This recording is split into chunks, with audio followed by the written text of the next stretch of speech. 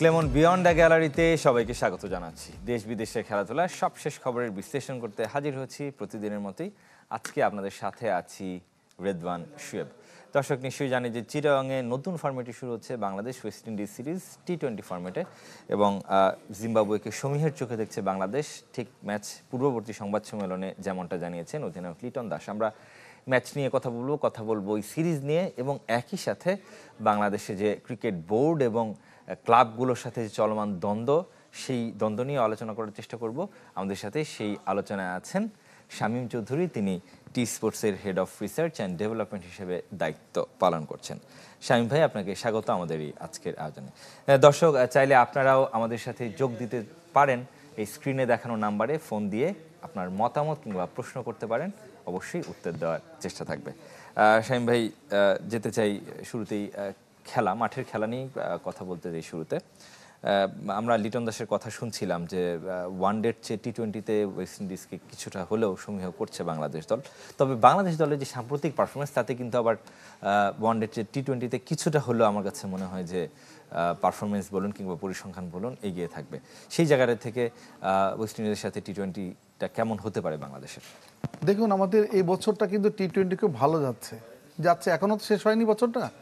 আপনি বছরের শুরুতে কিন্তু আমরা দুইটা ডিজাস্টার ছিল, একটা আপনার সংযুক্ত আরব আমিরাতের কাছে, শ্রীলঙ্কার কাছে আমরা হেরে গিয়েছিলাম, কিন্তু এরপরে কিন্তু আমি টানা 4টা সিরিজ আমরা জিতেছি টি-20তে।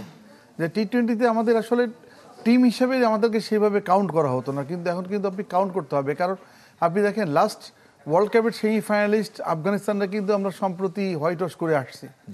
অর্থাৎ আপনার যে আমাদের যে এখন, এবং এটা নিউট্রাল ভেন্যুতে, তাই না? এখন আমাদের যে আপনার স্ট্রেনটা টি-20তে এখন এমন একটা সার্টেন জায়গায় চলে গেছে যে আপনি টপ অর্ডার কম্বিনেশনটা কীভাবে সাজাবেন এটাও আপনাকে ভাবতে হচ্ছে। অর্থাৎ আপনি টপ অর্ডার মজুদটা বেশ ভালোই আছে, যেখান থেকে আপনি কাকে বাদ দিবেন এটা নিয়ে আপনাকে সমস্যায় পড়তে হওয়ার কথা এখন পর্যন্ত যেটা বলি।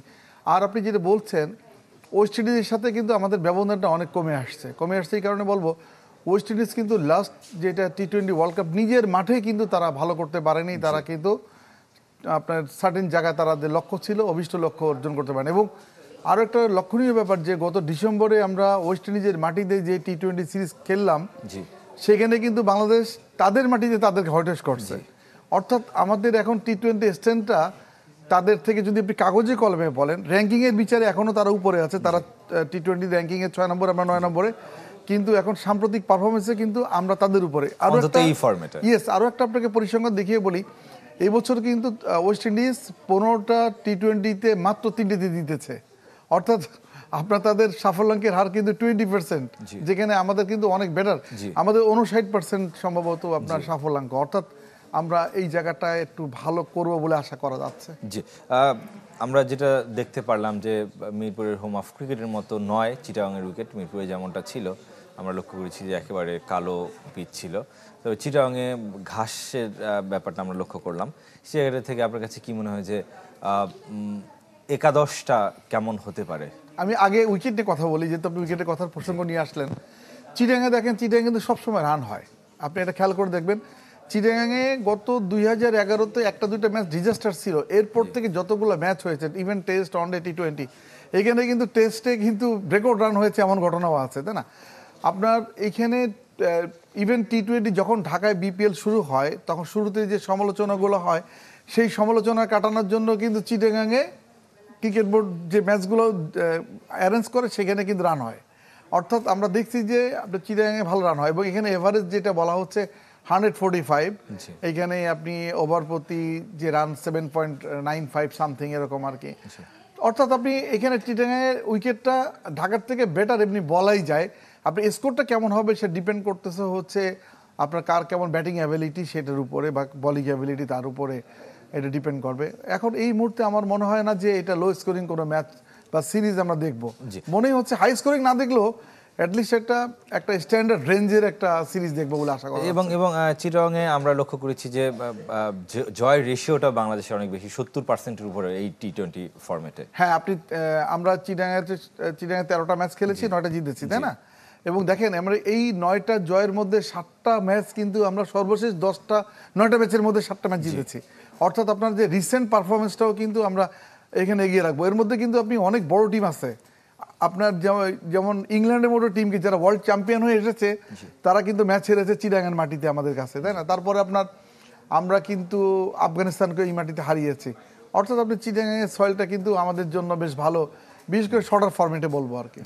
লিটন দাসের ফেরাটা কতটুকু অনুপ্রেরণা দেবে? কারণ আমরা লিটন দাসকে সেই এশিয়া কাপ থেকেই মিস করছি, সেই 2 ম্যাচ খেলতে পারেনি, পরবর্তীতে আফগানিস্তানের বিপক্ষে তার ইনজুরি ছিল এবং জাকের আলীকে আমরা দেখেছি যে অধিনায়কত্ব করতে। মাঝখানে একটা সিরিজ তো কমপ্লিট উনি খেলতে পারেন না, যেটা আফগানিস্তানের বিরুদ্ধে আমরা জিতেছি। লিটন কিন্তু এই বছর কিন্তু অনেক ভালো ফর্মে ছিলেন, বিশেষ করে টি-20 ফরম্যাটে উনি খুবই ভালো ফরম্যাটে শেপে ছিলেন এবং অনেক রানও করেছেন। বেশ করে 50ও কিন্তু ওনার ব্যাট থেকে এসেছে। সুতরাং লিটনের কামব্যাকটা এই টিমের জন্য অনেক অনেক বেশি উপকারে আসবে, এই কারণে যে লিটনের ক্যাপ্টেন্সিটা কিন্তু আমরা কোনো জায়গায়, যদিও আমরা আফগানিস্তানের বিরুদ্ধে সিরিজ জিতেছি, কিন্তু কথা উঠেছিল কিছু কিছু জায়গায় ক্যাপ্টেন্সি নিয়ে, সেই জায়গাটা আবার আমার মনে হয় আমরা একটু রিবিল্ড করতে পারবে লিটনের ক্যাপ্টেন্সিতে। জি, এবং একই সাথে মিডল অর্ডারের শক্তিটাও কিছুটা বাড়বে কিনা, কারণ মিডল অর্ডারে কিন্তু একদমই অধারাবাহিক। লিটন খেললে আপনি 3 নম্বরে খেলবে, এটা তো আপনার যে ফরম্যাটটাই বলে দেয় 3 নম্বর খেলবে। কারণ আমাদের ওপেনিংটা একটু চিন্তা ভাবনার বিষয় এই কারণে যে আমি আগেও বলে রেখেছি, সেটা হলো ধরেন এখন যে অবস্থা আছে, আপনি সাইফ হাসানকে বাদ দিবেন কি করে? সাইফ হাসানকে রেখেই আপনাকে ওপেনিং কম্বিনেশনটা করতে হবে। সে ওপেনিং কম্বিনেশনে কে আসবে? পারভেজ হোসেন ইমন নাকি আপনি তানজিদ হাসান তামিম? এই জায়গাটা হলো কোশ্চেন। আপনি দেখেন এবছরটা কিন্তু 2 জনেরই ভালো গেছে। আমি যদি 3 জনের কথাই বলি, সর্বশেষ সিরিজে তো আপনি যে টি-20 সিরিজে সাইফ তো অসাধারণ ব্রিলিয়ান্টলি খেলেছে। সাইফ হাসানের একটা জিনিসটা খুব বেশি ভালো, আপনি যে এই দুটো ফরম্যাটেই রিসেন্ট যে দুটো ফরম্যাট বাংলাদেশ খেলেছে টি-20 এবং ওয়ানডে, আপনি ওর খেয়াল করে দেখবেন যে 4 থেকে ছক্কার সংখ্যাটা কিন্তু বেশি। টি-20তে যেটা আমরা খুব বেশি প্রয়োজন, টি-20তে তার ক্যারিয়ারে 14টা 4 24টা ছক্কা, অর্থাৎ ছক্কাটা বেশি কমফোর্টেবল ওনার জন্য। আমি বাংলাদেশের যে কোনো ক্রিকেটারের ক্ষেত্রেই কিন্তু বিষয়টা একেবারে ইউনিক এই কারণে আপনি খেয়াল করে দেখবেন ছক্কাগুলো কোথায় মারছে উনি, বেশিরভাগই কিন্তু লং অফের উপর দিয়ে মারছে। আপনি ব্যাটসম্যানদের কিন্তু এই জোনটা কিন্তু আপনি খুব সহজ জোন না, কারণ আপনি কতটা কমফোর্টেবল শট না হলে, এবং মানে এই জায়গাটাতেই সবচেয়ে বেশি মানে দৈর্ঘ্যটা মাঠের দৈর্ঘ্যটা বেশি, এবং তার ব্যাটের মিডলিং এর মধ্যে কোনো ছক্কা আমি দেখছি যে 100 মিটার ক্রস করে গেছে। অর্থাৎ আপনি তাকে কিন্তু যে কোনো মাঠে, যদি আপনি তাকে সিডনি মাঠেও খেলেন, ওইখানে ছক্কা মেরে আসতে পারবেন। এই জায়গাটা কিন্তু খুব বেশি প্রয়োজন ছিল আমার, এইটা হচ্ছে। আর আপনি দেখেন, আমি জানি যে তানজিদ হাসান তামিমের সেটা হলো উনি স্টার্টটা করেন ধরেন অন ডে স্টাইল, আস্তে আস্তে ওনার স্ট্রাইক রোটেটটা করেন, সেই স্ট্রাইক রোটেটটা খারাপ হয় না। এখন আমাদের বাংলাদেশে যেটা হচ্ছে যে টপ অর্ডারদের, আপনি অ্যাপার্ট ফ্রম সাইফের ধরেন, শামীম ভাই আপনাকে একটু থামাতে চাই, আমাদের সাথে একজন দর্শক আছেন, দর্শকের সাথে কথা বলে অবশ্যই আমরা এই ওপেনিং পেয়ার নিয়ে আলোচনা করব। দর্শক নাম পরিচয় জানিয়ে আপনার মতামত কিংবা প্রশ্ন করবেন। আসসালামু আলাইকুম, আমি কুমিল্লা থেকে রাসেল। জি বলুন। যেমন প্রশ্ন রয়েছে, আমাদের দেশের যে পিচগুলা মাঠ, ঢাকার মাঠ, সিলেট আর মূলত হচ্ছে আপনার এই যে চট্টগ্রাম, এর মধ্যে দেখি চট্টগ্রামের উইকেট গুলো আমাদের ভালো, সিলেটও মোটামুটি রান হয়, আবার মাঝে মধ্যে আবার ফ্লপ হয়। আমার প্রশ্ন হচ্ছে যে আমাদের পাশের দেশ ইন্ডিয়া, তারা এত সুন্দর পিচ তৈরি করে, আমরা কি এই ক্ষেত্রে পিছিয়ে আছি কিনা? তাদের খুবই ভালো মানের, প্রত্যেক টি-20তে 200+ রান হয়ে যেতাম। আমার প্রশ্ন হচ্ছে এটাই যে আমাদের পাশের দেশ করতে পারলে আমরা পারবো না কেন? আর আরেকটা প্রশ্ন হচ্ছে যে সৌম্য সরকার, তাদের আজকে আমরা অভাব অনুভব করবো কিনা? জি দর্শক, আপনার 2টি প্রশ্নই বুঝতে পেরেছি। প্রথমটার উত্তর বেশি আমার কাছে মনে হয় যুক্তিযুক্ত, যে কেন আমরা অনেক ধরনের কথা বলি, যে আবহাওয়ার কথা বলি, আমরা কন্ডিশন, ওয়েদার, ক্লাইমেটের কথা বলি। ইন্ডিয়া এবং বাংলাদেশের ক্লাইমেট তো একই রকম। হ্যাঁ, দর্শকের প্রশ্নটা শুনলাম, খুবই মানে এটা সেই জায়গাটা থেকে বাংলাদেশ কেন, আমরা বারবার কিন্তু এই প্রসঙ্গগুলো আসে যে আমাদের আবহাওয়া বলেন কিংবা উপমহাদেশীয় যে টিপিক্যাল কন্ডিশন বলেন, সেটাতে আমরা হয়তো পারি না, কিন্তু সেক্ষেত্রে ইন্ডিয়া কিভাবে পারে, বাংলাদেশ কেন পারে না? হ্যাঁ, গুড কোশ্চেনটা এই কারণে ভালো। দেখেন, আপনিও সম্ভবত গিয়েছিলেন এই যে আপনার ইন্ডিয়া টেস্ট কভার করতে, বা আমরা ক্যালকাটা কিন্তু গত ওয়ার্ল্ড কাপের সময় আমরা গিয়েছি, তাই না? আমি ক্যালকাটার যে অর্থাৎ ইডেন গার্ডেনের যে কিউরেটর, ওনার নাম হলো সুজন হালদার, ওনাকে আমি একটা কোশ্চেন করেছিলাম, ইন্টারভিউ নিয়েছিলাম। আপনি জানেন যে আপনি আইপিএলে কিন্তু সেরা ভেন্যুর স্বীকৃতি 3বার পেয়েছে আপনার ইডেন গার্ডেন। এবং এই যে কিউরেটরটা উনি বলছেন এটার জন্য কিন্তু ওনার বেশি কিছু চেঞ্জ করতে হয় নাই। উনি মাঠটাকে এমনভাবে যত্ন করেন যে আপনি এখানে হর হামেশা 200+ স্কোর হয়ে যাচ্ছে T20-তে, তাই না, আমরা IPL-এ। এবং আপনি খেয়াল এই যে আপনি ক্লাইমেটের কথা বললেন, কন্ডিশনের কথা বললেন, তো ঢাকার কন্ডিশন আর ক্যালকাটা কন্ডিশনের মধ্যে পার্থক্যটা কোথায়? একই ওয়েদার, একই কন্ডিশন, একই ভাষাভাষী, সবই আমি একই ধরনের, অথচ সেখানে উইকেটে প্রচুর রান হচ্ছে, তাই না? টেস্টে রান হচ্ছে, ওয়ানডেতে রান হচ্ছে, T20-তে রান হচ্ছে। কারণ ব্যাপারটা হচ্ছে কি, তারা স্পোর্টিং উইকেট উপহার দিয়েছে। আপনি খেয়াল করে দেখেন, ভারতের কিন্তু একটা দীর্ঘদিনে একটা তাদের একটা তাদেরকে নিয়ে একটা সমালোচনা ছিল যে তারা হোম কন্ডিশনে উইকেটটা বানান স্পিনিং ফ্রেন্ডলি, তাই না? সেখান থেকে কিন্তু তারা বেরিয়ে আসছে, এখন বেরিয়ে আসছে বলে কিন্তু বেরিয়ে আসছে বলে তাদের পেস ইউনিট কিন্তু ওয়ার্ল্ডের one of the best pace unit, তাই না? সব জায়গায় কিন্তু এখন বুমরা, হার্দিক পান্ডিয়া, মোহাম্মদ শামি, সিরাজ, আপনি এরা কিন্তু ডোমিনেট করছে, তাই না? অর্থাৎ আপনি তাদেরকে কিন্তু উইকেট দেওয়া হয়েছে। আপনি যদি বোলারদেরকে সেইভাবে উইকেট না দিই, পেস বোলারদের বিশেষ করে, তাহলে তারা উইকেট পাবে কোথায়?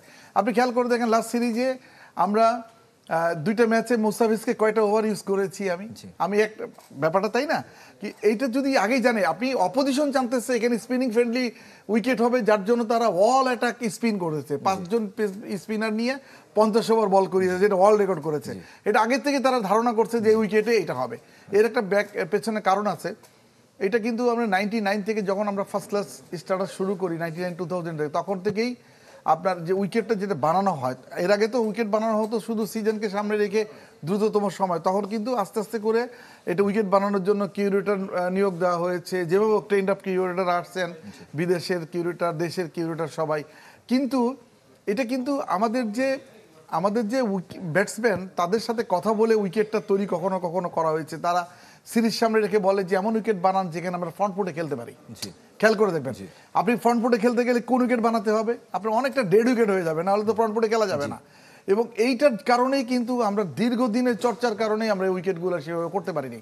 এখন সবাই হোম অ্যাডভান্টেজ নেয়, আপনি হোম সিরিজে আমরাও নিতে যাচ্ছি, কিন্তু আমরা নিতে যাচ্ছি কোন, আমরা ব্যাকফুটের প্লেয়ার কয়জন আছে, খুব বেশি নাই, যার কারণে ফ্রন্ট ফুটে খেলতে যে আমাদের উইকেট বানাতে হবে, এমন উইকেট বানাতে হবে যে স্পিন যদি টার্ন বেশি নাও পায়, বল যেন পড়ে নিচের দিকে চলে যায়, যেন আপনি বিটেন হন, LBW হন, বা আপনি স্লিপে ক্যাচ দিয়ে আসেন, বা স্নিক হয়, উইকেট কিপারে ক্যাচ, এইভাবে উইকেটগুলো তৈরি করা। এটা দীর্ঘদিনের একটা চর্চা, দীর্ঘদিনের একটা অভ্যস্ততা, যার কারণে কিন্তু আমাদের এখানে সেরকম হচ্ছে না।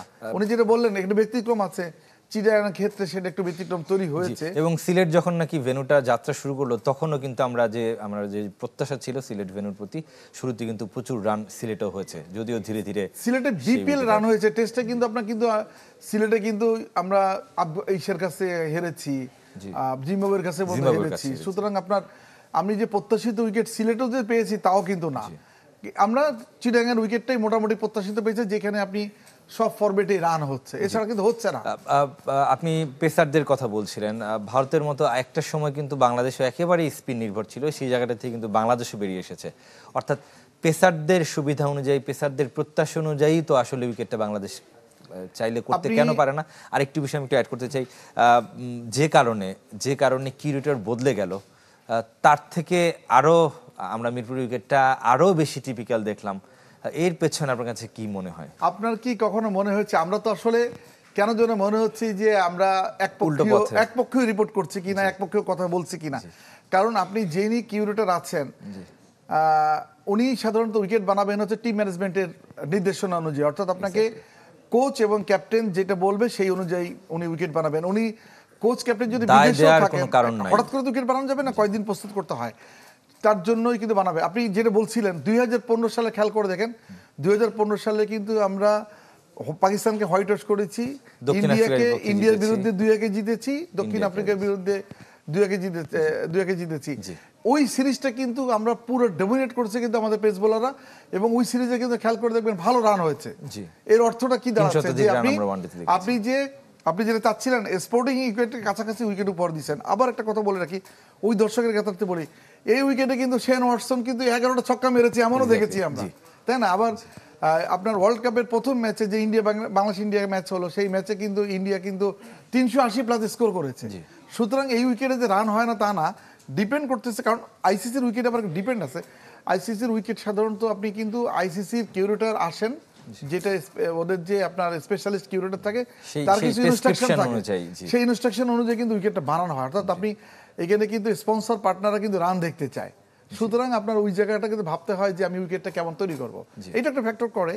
কিন্তু আপনি হোম সিরিজের সময়, বাইলেটারাল সিরিজের সময় আপনাকে আপনাকে নেগেটিভ জায়গায় যেতে হয়, যখন যেটা হচ্ছে আপনার টিমের স্ট্রেংথ অনুযায়ী উইকেটটা বানাতে হয়। জি, আরেকটা প্রশ্ন ছিল দর্শক, যে সৌম্য সরকারকে টি-20 সিরিজে মিস করবে কিনা, তিনি নিশ্চয়ই ওয়ানডে সিরিজের নিরিখে এই প্রশ্নটি করেছেন সাম্প্রতিক। হ্যাঁ, এটা হারছে কি সৌম্য সরকার লাস্ট ম্যাচ উইনার, উনি খুব ভালো খেলেছেন, উনি 90s ঘরে আউট হয়ে উনি নিজেই আফসোস করেছেন যে এই কাজটা ঠিক হয়নি, ওনার এইভাবে খেলাটা, উনি সেঞ্চুরি পেতেন।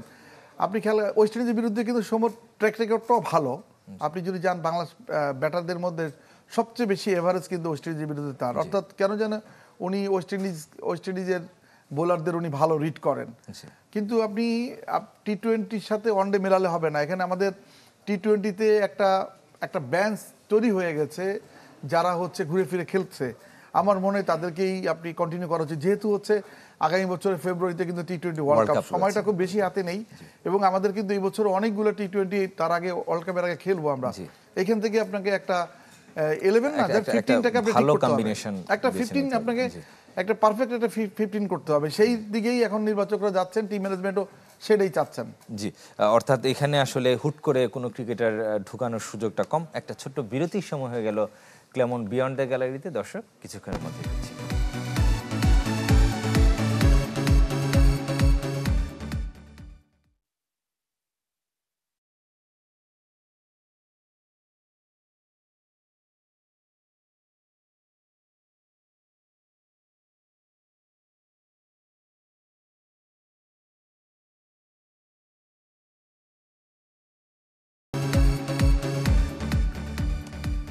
দর্শক, ফিরলাম ক্লেমন বিয়ন্ড দ্য গ্যালারিতে। আমরা আলোচনা করছি বাংলাদেশ ওয়েস্ট ইন্ডিজ সিরিজ নিয়ে, এবং আমরা আলোচনা করার চেষ্টা করব মাঠের বাইরের ক্রিকেট রাজনীতি নিয়েও।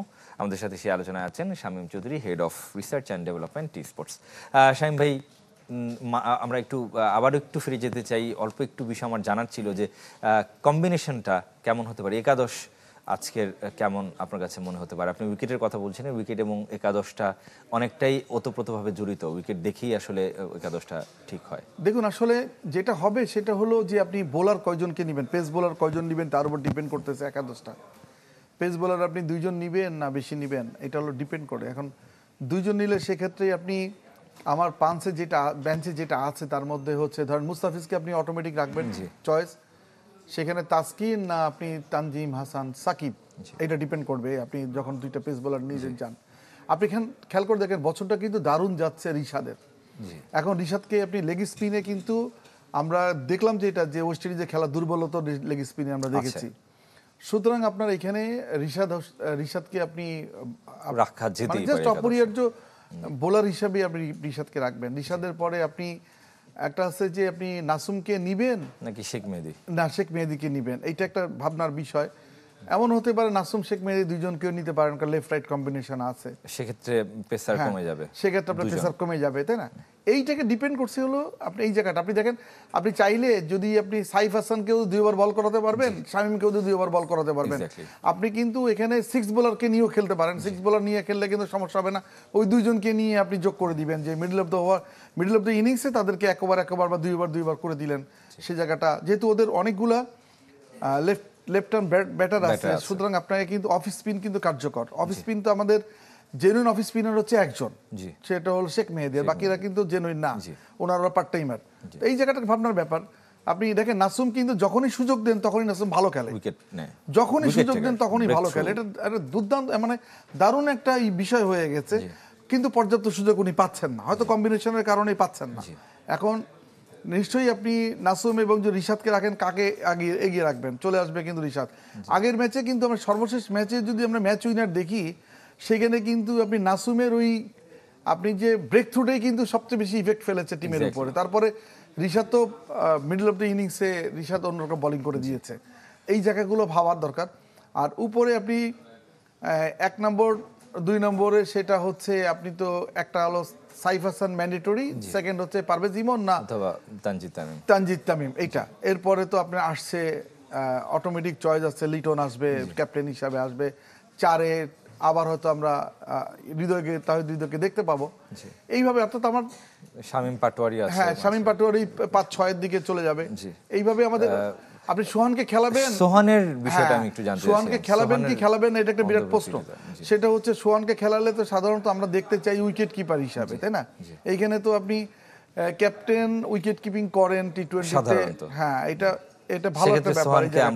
হ্যাঁ সোহান একটা জায়গা আছে কি, অনেকে বলে কি জাকের আলী অনেক নাকি সোহান, সেই ক্ষেত্রে কিন্তু আপনি সোহানকে এগিয়ে রাখবেন এই কারণেই যে সোহান কিন্তু আপনার ওই ইফেক্টিভ সময়, যেই সময়টা হচ্ছে আপনার ডেথ ওভারের, ওই সময়টা কিন্তু ভালো ব্যাটিং করতে পারেন উনি। আপনি যে 10 বল দিয়ে যান যে আপনার টার্গেট হবে 18-19। জাকের আলী কিন্তু অনেক বেশি সুযোগ পেয়েছেন, আমরা যতটুকু জানি তিনি কোচের একজন পছন্দের ক্রিকেটার। আচ্ছা ঠিক আছে, এটা প্রশ্ন আসে। সর্বশেষ সিরিজ কিন্তু আফগানিস্তানের বিরুদ্ধে জিতেছেন জাকের আলী অনেকের ক্যাপ্টেন্সিতে, এইটাও মাথায় আনতে হবে। অর্থাৎ আপনি একেবারে ফেলে দিবেন না যে আপনি যদি লো স্কোরিং ম্যাচ হয় সেক্ষেত্রে কিন্তু জাকের আলী অনেকের ব্যাটটা ইফেক্টিভ হবে। অতএব এই জায়গাটা থেকে জাকের আলী নাকি নুরুল হাসান সোহান, এটা নিয়ে একটু এই জায়গাটা একটু আছে। আমি একটু ক্রিকেটের বাইরে যেতে চাই।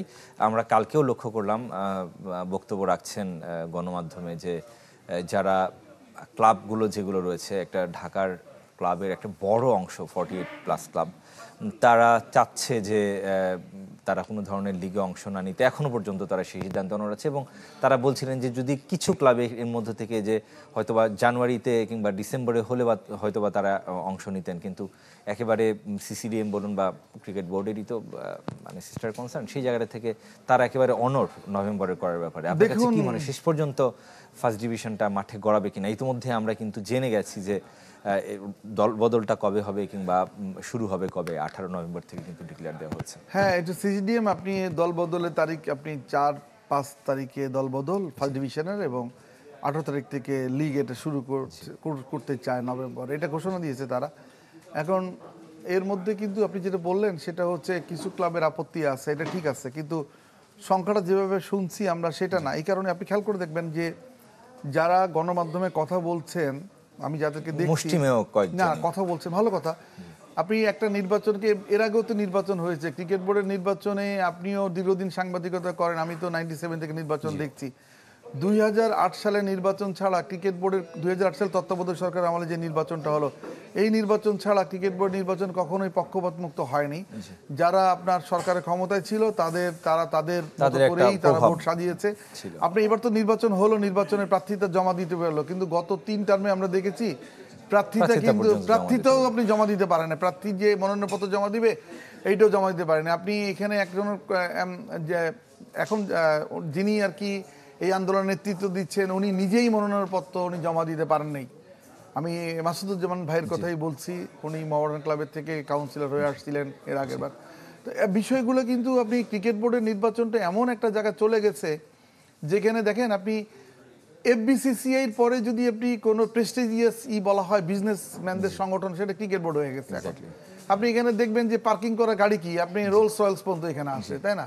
অর্থাৎ আপনি এখানে খুব বিত্তবানরা আসে, এটা একটা মর্যাদাপূর্ণ জায়গা। আর আপনাকে আরেকটা কথা আমি জানিয়ে রাখি, সেটা হচ্ছে ক্রিকেট বোর্ড এবার যেটা করছে সেটা হলো সিসিডিএম, সেটা হলো যে আপনি ক্লাবগুলোকে আপনার একটা নির্দিষ্ট ফর্ম দিচ্ছে, তারা সেই ফর্মে কিন্তু স্বাক্ষর করতে হবে, প্রেসিডেন্ট সেক্রেটারির ছবি দিয়ে তাদের দিয়ে, অর্থাৎ ক্লাবের যে আপনার যে কাঠামোটা, ক্লাবের যে আপনার কমিটিটার জমা দিয়ে তারপরে খেলতে হবে। জি, আমাদের সময় একদম শেষ হয়েছে। এক কথা জানতে চাই যে আদৌ হবে কিনা এই এটা লিগ যদি হয় ডিসেম্বর, লিগ যদি হয় নভেম্বরের মধ্যেই হতে হবে, কারণ আপনি এইবার কিন্তু জাতীয় নির্বাচন কিন্তু ফেব্রুয়ারির শুরুতে হবে।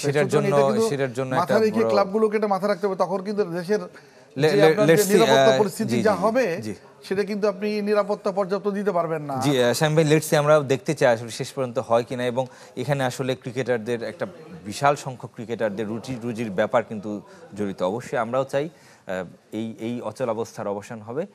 শেষ করতে হচ্ছে ক্লেমন বিয়ন্ড দ্য গ্যালারি। ভালো থাকবেন, সুস্থ থাকবেন সবাই।